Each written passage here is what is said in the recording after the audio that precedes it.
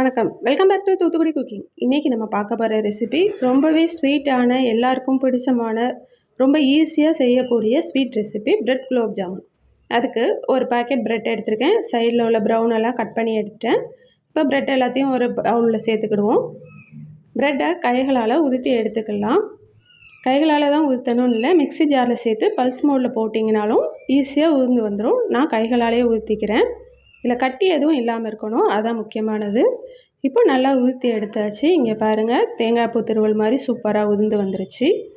இப்போ இது கூட நம்ம பால் சேர்த்து பிசைஞ்சிக்கலாம். பால் நிறைய சேர்க்கக்கூடாது, கொஞ்சம் கொஞ்சமாக சேர்த்து தேவையான அளவுக்கு ஏற்ற மாதிரி சேர்த்து தான் பிசையணும். ரொம்ப நிதானமாகவே பால் சேர்த்து பிசைங்க. நிறையா ஆயிடுச்சுன்னா பிசு பிசுன்னு ஆகிடும். இங்கே பாருங்கள், நம்மளோட மாவு ரொம்பவே சூப்பராக ரெடி ஆகிருச்சு. ரொம்ப சாஃப்டாக நம்மளோட குலோப் ஜாமுன் மாவு இப்போ ரெடி ஆகிருச்சு. இனிமேல் இதை நம்ம பால்ஸ் எல்லாம் போட்டுக்கலாம். நமக்கு தேவையான அளவுக்கு எடுத்துகிட்டு நம்ம பால் போட்டுக்கலாம். மாவு எடுத்து 2 கைகளுக்கு இடையில வச்சு ரொம்ப சாஃப்டாக உருட்டி எடுத்திங்கன்னா நம்மளோட பால் ரெடி ஆகிடும். இதே மாதிரியே எல்லா இதையும் நம்ம உருட்டி எடுத்து வச்சுக்கலாம். இப்போ இதுக்கு ஒரு கப் அளவு சீனி எடுத்துருக்கிறேன். இதை பவுலில் சேர்த்துக்கிடுவோம். இது மூழ்கிற அளவுக்கு தண்ணி சேர்த்துக்கலாம். இதை இப்போது நம்ம பாகு காய்ச்சிக்கலாம். பாகு பதம் வரணும்னு தேவையில்லை, பிசுக்கு பதம் வந்தால் போதும். இதில் ஒரு ஏலக்காய் தட்டி சேர்த்துக்கோங்க, வாசமாக இருக்கும்.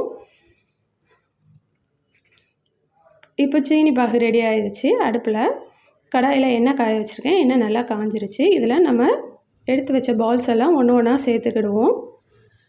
அது கொஞ்சம் பொரிஞ்சு வந்த பிறகு திருப்பி விட்டு அடுத்து சேர்த்து எடுத்துக்கலாம். ஜீரா பாகில் நம்மளோட பால்ஸ் எல்லாத்தையும் சேர்த்தாச்சு. இப்போ அது நல்லா சாஃப்டாக ஊறி வந்துருச்சு.